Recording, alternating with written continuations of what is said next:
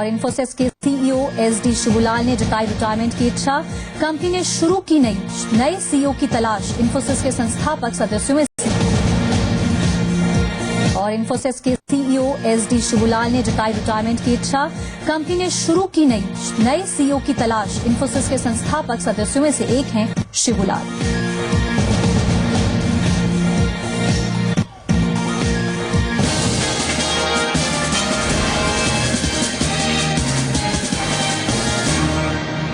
Powered by देश के अन्नदाता की शक्ति पंप्स। प्रायोजक Fortune India's number 1 cooking oil, Godrej expert rich cream best ever hair colour और V guard stabilisers, India's largest selling voltage stabilisers.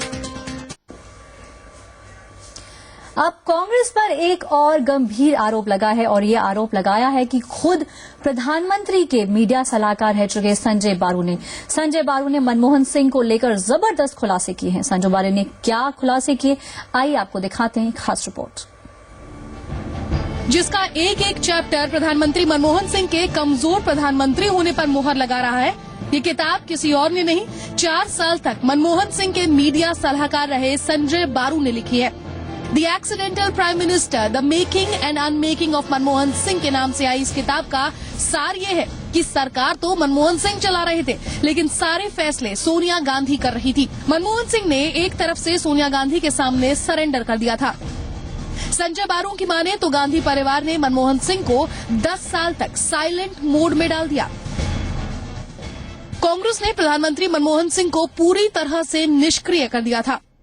Cabinet और PMO में नियुक्तियों का फैसला सोनिया गांधी करती थी और ऐसा लगता था कि मनमोहन सिंह ने सोनिया गांधी के सामने सरेंडर कर दिया। प्रधानमंत्री मनमोहन सिंह सरकार के 2 पावर सेंटर के होने से बहुत दुखी भी थे।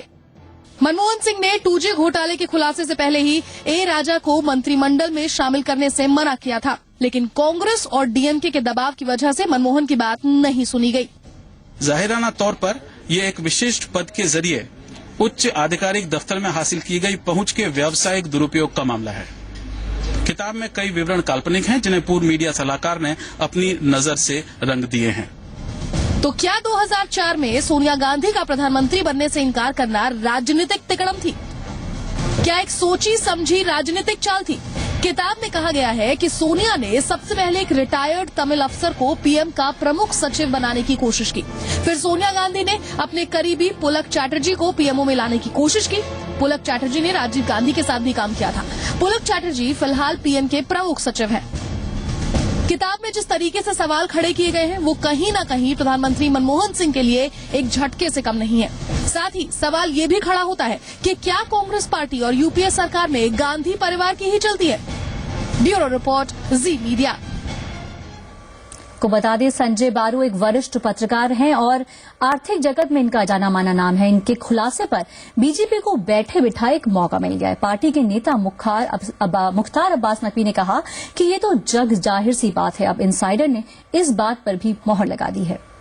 देखिए, पहली बात तो जो उन्होंने कहा है वो बात जग जाहिर है और पूरा देश जानता है कि Sonia Gandhi ji super prime minister की भूमिका में रही हैं। Sonia Gandhi ji super prime minister और उनका खुद का सुपर पीएमओ चलता था।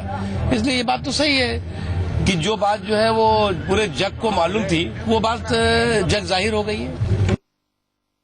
बारू को फजुल्ला पत्रकार है, फजुल्ला चमचागिरी करके अपने बना।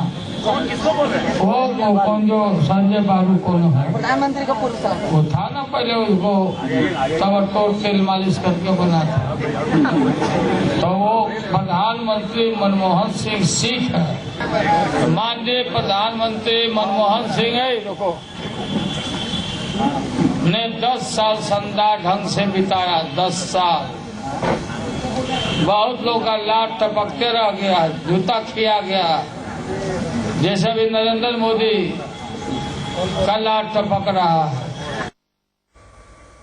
तो इन चुनावों के दौरान हमने कई नेताओं के भड़काऊ भाषण और तीखे आरोप प्रत्यारोप सुने। चुनाव आयोग ने चुनावों के दौरान भड़काऊ भाषणों पर सख्त रुख अपनाया है। आयोग ने यूपी में अमित शाह और आजम खान की रैलियों पर रोक लगा दी है।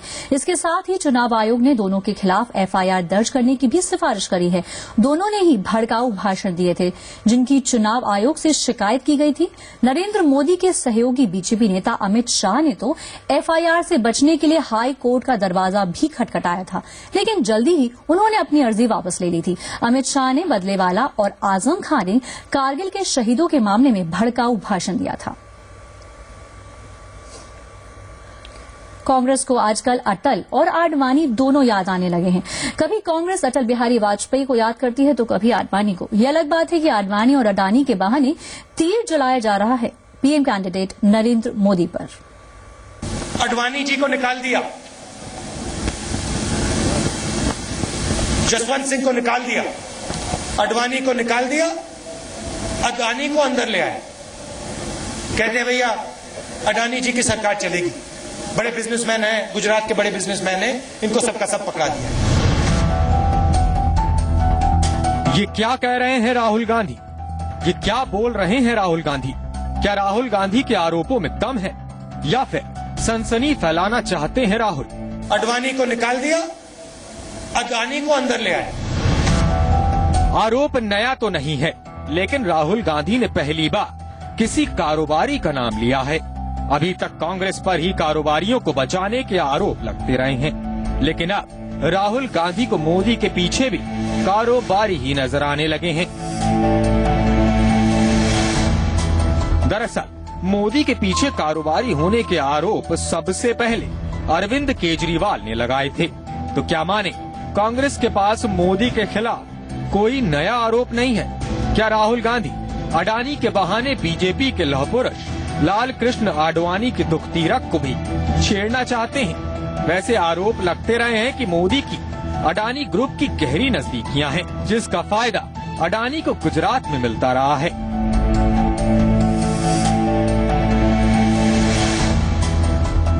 शेयर बाजार में अडानी की मोदी से नजदीकी का एहसास इसी बात से लगाया जा सकता है कि जब से मोदी बीजेपी के प्राइम मिनिस्टेरियल कैंडिडेट घोषित किए गए हैं, तब से अडानी एंटरप्राइजेस के शेयर में 233% का उछाल आया है। इतना ही नहीं, तीसरे फेज की पोलिंग में बम्पर वोटिंग को बीजेपी के लिए बेहतर होने के अनुमान से अडानी एंटरप्राइजेस का शेयर 382 रुपए से चढ़कर 470 तक पहुंच गया।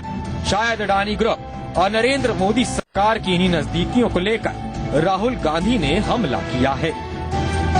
आजकल राहुल को और कोई याद नहीं आ रहा है, अडवाणी जी याद आ रहे। मेरा शुभकामनाएं उनको। At least he has respect, he realized Advani is great. वैसे राहुल गांधी और नरेंद्र मोदी की जग जाहिर है।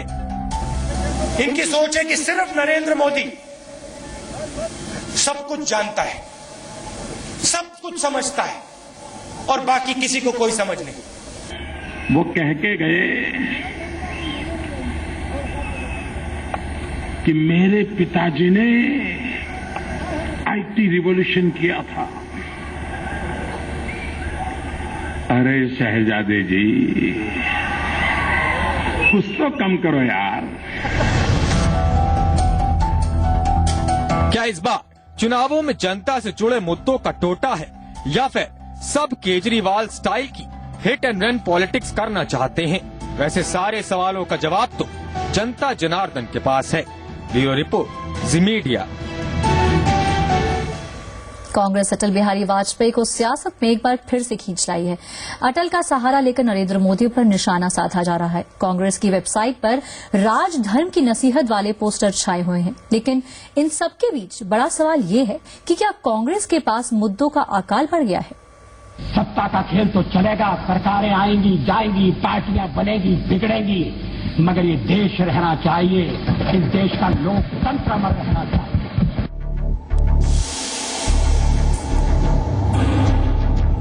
राजनीतिक दलों को सियासत की बड़ी सीख देने वाले अटल बिहारी वाजपेयी अचानक कांग्रेस को याद आने लगे हैं।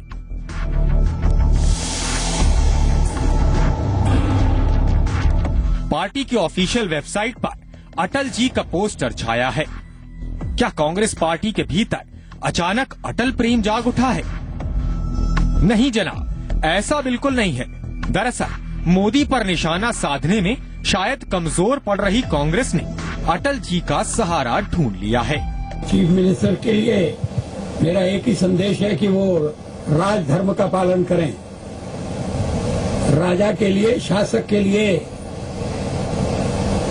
प्रजा प्रजा में भेद नहीं हो सकता। न जन्म के आधार पर, न जाति के आधार पर, न संप्रदाय के आधार पर। हम भी वही कर रहे हैं साहब। मुझे विश्वास है कि नरेंद्र भाई यही कर रहे हैं। अटल जी के इसी बयान को हथियार बनाकर कांग्रेस बीजेपी के पीएम कैंडिडेट नरेंद्र मोदी पर निशाना साध रही है। लेकिन शायद अटल जी ने कांग्रेस को लेकर जो कहा था, पार्टी उसे भूल चुकी है।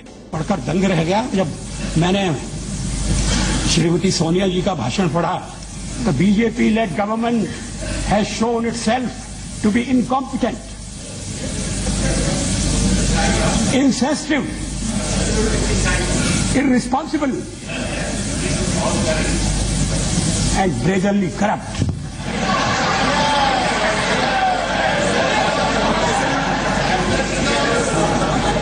राजनीतिक क्षेत्र में जो आपके साथ कंधे से कंधा लगाकर काम कर रहे हैं, इसी देश में मतभेद होंगे, उनके बारे में ये आपका मूल्यांकन है।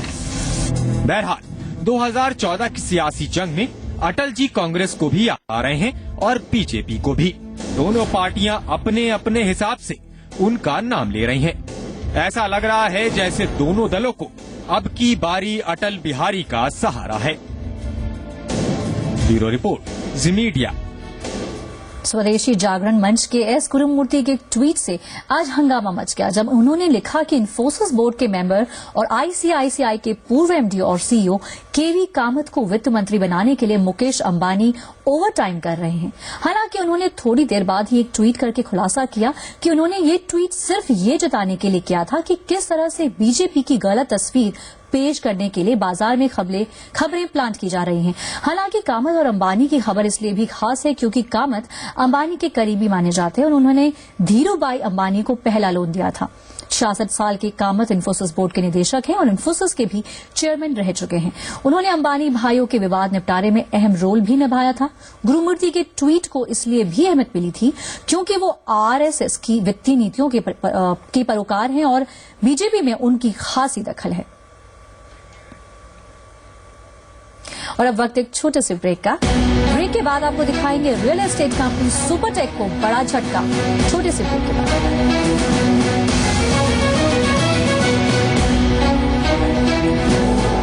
मेरी दादी को मारा, मेरे पापा को मारा और शायद मुझे भी मार देंगे एक दिन। कोई फर्क नहीं पड़ता मुझे। मित्रों, मैं बचपन में रेल के डिब्बे में चाय बेचता था और आज आपके सामने खड़ा। हम लोग बहुत छोटे लोग हैं, हमारी कोई औकात नहीं है। हमने कभी जिंदगी में नहीं सोचा था हम चुनाव लड़ेंगे। इतिहास का सबसे बड़ा चुनाव, इस इलेक्शन की कौन जीतेगा रेस। पॉलिटिक्स, इकोनॉमी और मार्केट्स के सबसे बड़े नाम हम बताएंगे आपको। देश में अगली किसकी होगी सरकार? मोदी, राहुल या फिर कोई तीसरा? कौन होगा देश का अगला प्रधानमंत्री? देखिए हमारे साथ चुनावों की सबसे बड़ी coverage, race election 2014। Powered by देश के अन्नदाता की शक्ति पंप्स, प्रायोजक Fortune India's #1 cooking oil, Godrej expert rich cream best ever hair colour और V guard stabilisers, India's largest selling voltage stabilisers.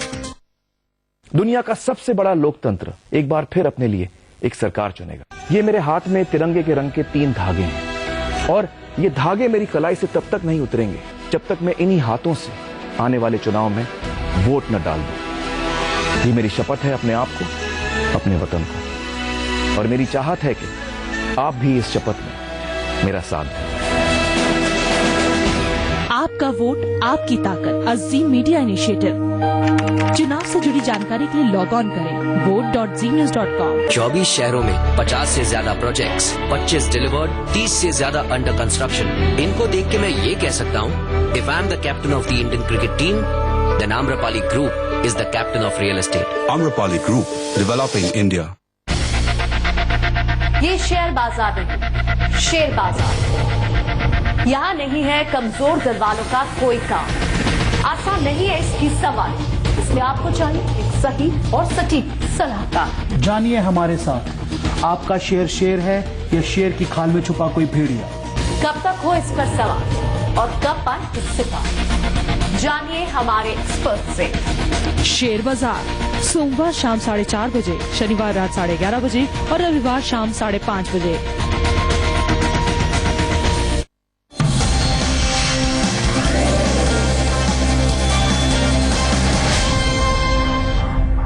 अब ब्रेक के बाद एक बार फिर से आपका स्वागत है। आगे बढ़ते हैं। इलाहाबाद हाई कोर्ट ने रियल एस्टेट क्षेत्र की सब बड़ी कंपनी सुपरटेक को करारा झटका दिया है। हाई कोर्ट ने कंपनी को नोएडा सेक्टर 93A में बने प्रोजेक्ट एमरल्ड कोर्ट में बने हुए 40 मंजिल के 2 टावर गिराने का आदेश दिया है। दरअसल प्रोजेक्ट के खिलाफ RWA ने याचिका दायर की थी कि कंपनी प्रोजेक्ट में पार्क बनाने की जगह पर 2 नए टावर बना दिए गए। हाई कोर्ट ने कंपनी और नोएडा अथॉरिटी के अधिकारियों पर मुकदमा करने का आदेश दिया है। 40 मंजिला ये दोनों इमारत अब कभी भी जमींदोज की जा सकती हैं। जिन लोगों ने अपनी गाढ़ी कमाई का पैसा इस अपार्टमेंट को खरीदने में लगाया था, उनके सपनों पर कभी भी बुलडोजर चल सकता है।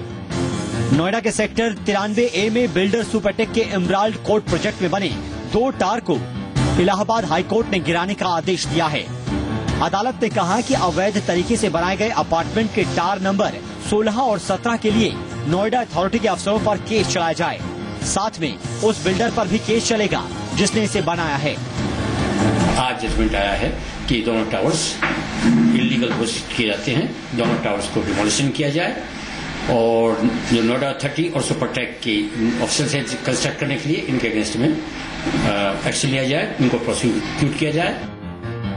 दरअसल सुपरटेक के एमराल्ड कोर्ट में अवैध निर्माण की शिकायत इसी सोसाइटी के रेजिडेंट वेलफेयर एसोसिएशन ने की थी और शायद बिल्डर को इस बात का भरोसा था कि जब उसे नोएडा अथॉरिटी से 2 टावर और खड़े करने की मंजूरी मिली हुई है तो भला उसे किस बात का डर।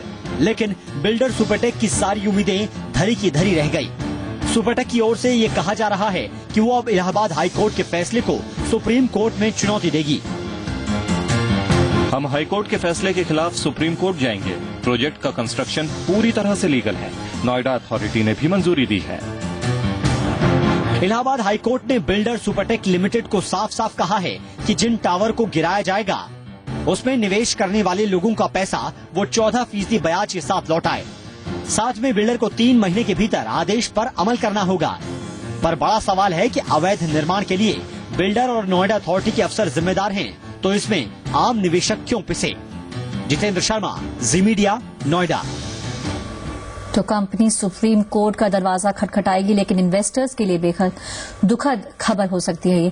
आगे बढ़ते हैं। फरवरी के इंडस्ट्रियल प्रोडक्शन आंकड़ों ने निराश किया है। फरवरी में आईआईपी ग्रोथ घटकर 1.9% हो गई, जो मई 2013 के बाद से सबसे कम है।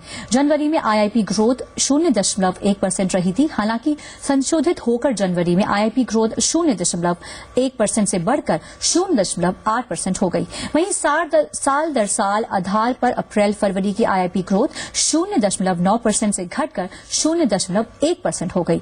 जानकारों ने आईआईपी ग्रोथ में गिरावट पर निराशा जताई है।